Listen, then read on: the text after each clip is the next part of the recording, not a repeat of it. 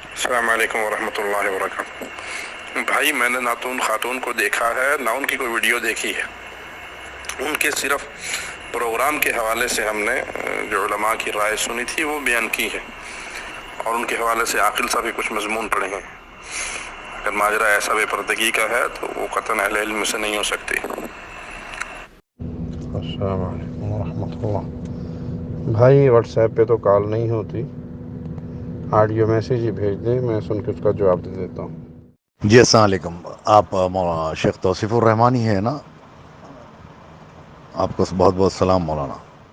جی بھائی میں توصیف الرحمان ہی بات کر رہا ہوں۔ جی آپ سے سوال یہ تھا کہ ہیرا گروپ آف کمپنیز کے معاملے میں آپ کا ایک ویڈیو وائرل ہو رہا ہے، اور یہ ہیرا گروپ آف کمپنیز جو شیخ نوہیرا ہے، جس ویڈیو میں آپ نے کہا ہے، مولانا معراج ربانی عاقل کا ذکر کرتے ہوئے یہ کہا ہے کہ ہیرا گروپ آف کمپنیز میں پیسے لگائیے، یہ حلال کاروبار ہے، اس میں پیسے لگائیے، اور اس میں پیسے لگانا اچھا ہے، اور جو لوگ اس پر تنقید کرتے ہیں وہ لوگوں پر آپ نے تنقید کی، اور ہیرا گروپ آف کمپنیز میں پیسے لگانے کے لیے آپ نے کہا۔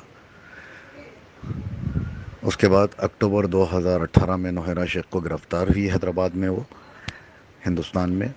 اس کے بعد ان کے 240 اکاؤنٹ میں صرف 22 کروڑ روپیہ ہے، اور ان کی پراپرٹی جو گورنمنٹ نے سیز کی ہے وہ 300 کروڑ کی ہے، جبکہ یہ 50,000 کروڑ کا اسکیم ہے۔ اس میں 10 لاکھ لوگ ملوث ہیں، اور زیادہ تر لوگوں نے یہ کہا ہے کہ ہم نے مولانا شیخ توصیف الرحمان صاحب کا ویڈیو دیکھ کر اس کو حلال کاروبار سمجھ کر اس پونزی اسکیم میں پیسہ لگایا۔ اس کے بعد آپ کا کوئی ویڈیو نہیں آیا، نہ اس بات کی آپ نے تصدیق کی، نہ اس بات پر آپ نے یہ کہا کہ غلطی ہوئی ہے یا جو بھی ہوا ہے۔ آپ کا اسٹینڈ ہمیں معلوم ہونا چاہیے۔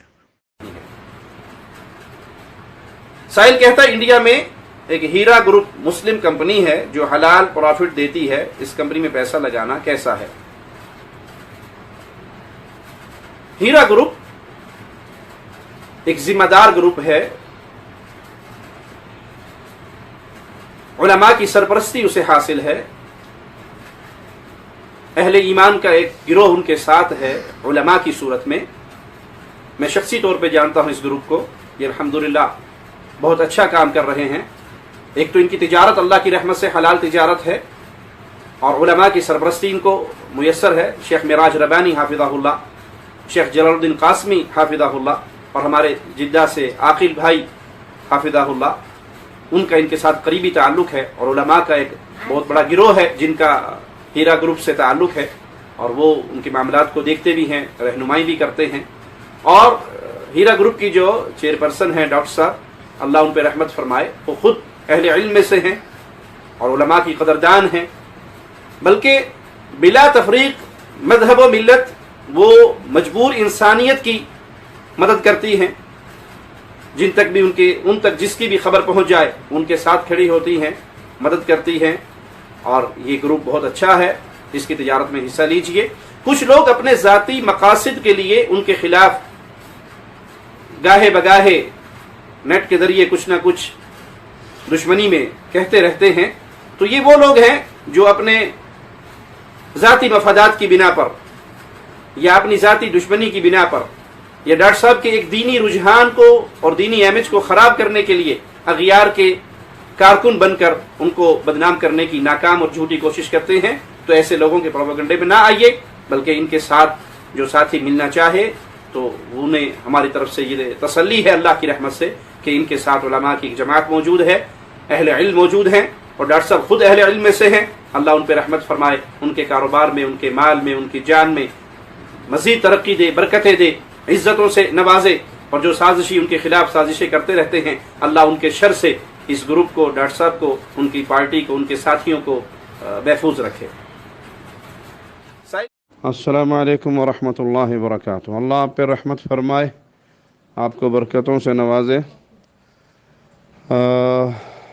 اصل میں ہم تو پاکستان سے ہیں، تو ہندوستان کے معاملات کو اور وہاں کے حالات کو نہیں جانتے۔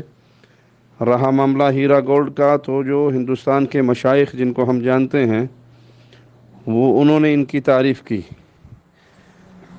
اس تعریف کی بنیاد پر ہم نے یہ کہا تھا کہ ہم ان مشائخ کو جانتے ہیں جو ان کے ساتھ ہیں. شیخ معراج ربانی ہیں, جلال الدین قاسمی صاحب ہیں,